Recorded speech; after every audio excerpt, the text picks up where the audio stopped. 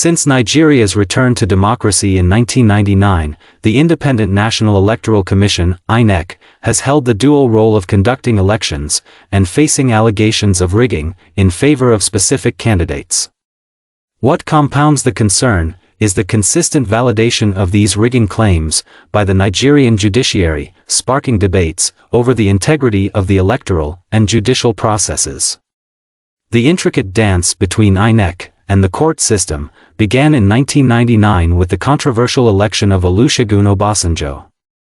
Falaye claimed that the election was rigged and initiated a legal challenge.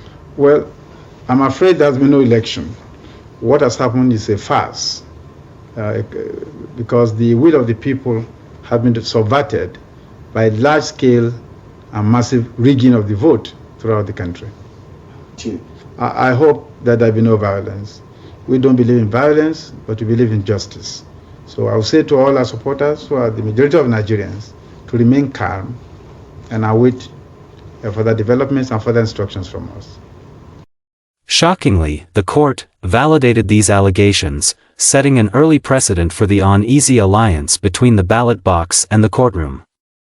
In 2003, Olusegun Obasanjo, now an incumbent president, allegedly rigged the elections against his rival, Muhammadu Buhari. Once again, the court validated the claims, leaving many to question the fairness of the electoral process. Umaru Musa Yar'Adua's victory in 2007 also sparked controversy, as accusations of rigging against Atiku Abubakar and Muhammadu Buhari emerged. The Court of Appeal and Supreme Court again validated the results, cementing the perception that the court system was providing a rubber stamp to contested outcomes. This trend persisted in 2011, when Goodluck Jonathan and INEC faced allegations of rigging against Muhammadu Buhari. Despite the allegations, the Court of Appeal and Supreme Court upheld the election results, leaving a trail of disillusionment among Nigerians. Over the declaration of 86% to 90% of votes registered and cast in most part of the southeast and south-south states was highly implausible, given the general turnout of 50% to 60% in the rest of the country.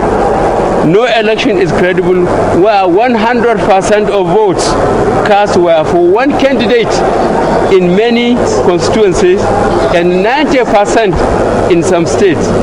This is plain fraud. The Supreme Court has turned a blind eye and deaf ear to these gross irregularities.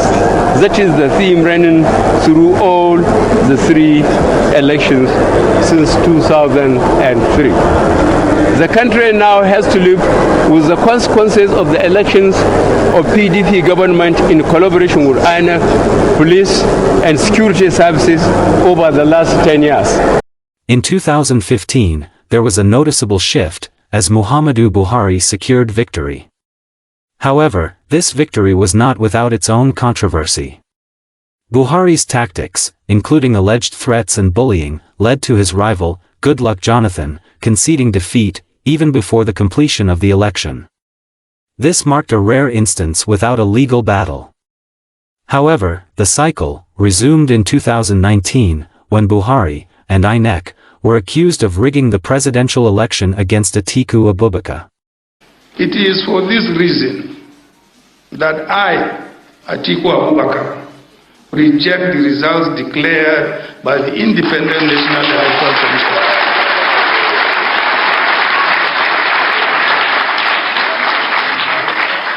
Declare Muhammadu Buhari as duly returned by the majority of lawful votes. I am conferring with not just my party, but also with the Nigerian people on next steps, which will be revealed to the public shortly.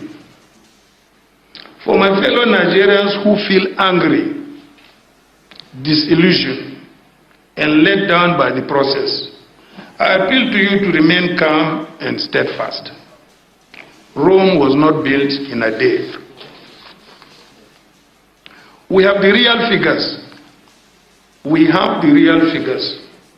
We have the facts that were spoken so loudly on Saturday, February 23, 2019. As I have always said, this year is my 3 decades in Nigeria's struggle for democracy. But this is the worst election in those 30 years. Atiku's legal challenge was dismissed by the court, with the verdict stating that the petition lacked merit. This judgment further fueled skepticism about the impartiality of the Nigerian judiciary. Fast forward to 2023, history seems to repeat itself. Allegations of collusion and rigging by INEC and Bola Tinubu have emerged in the most recent presidential election.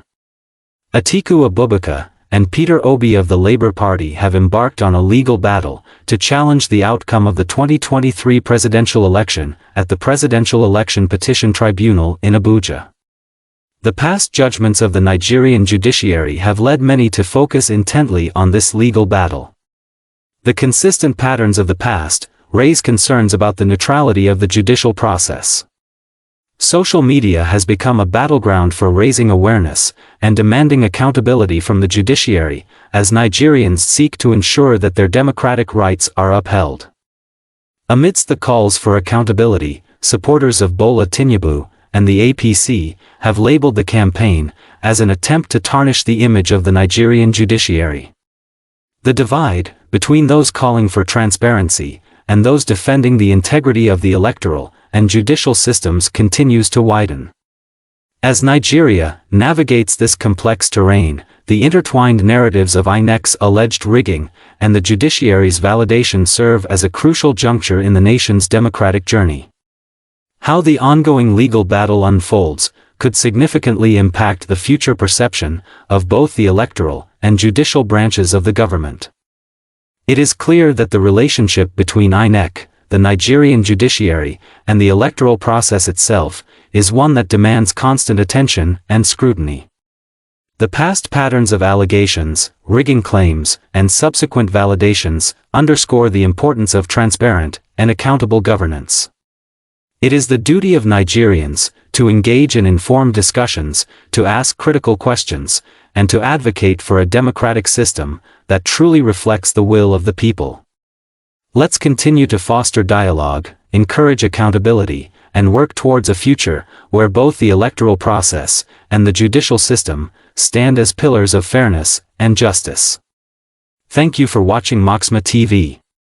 Stay informed, stay engaged, and remember, the power of a democracy lies in the hands of its citizens.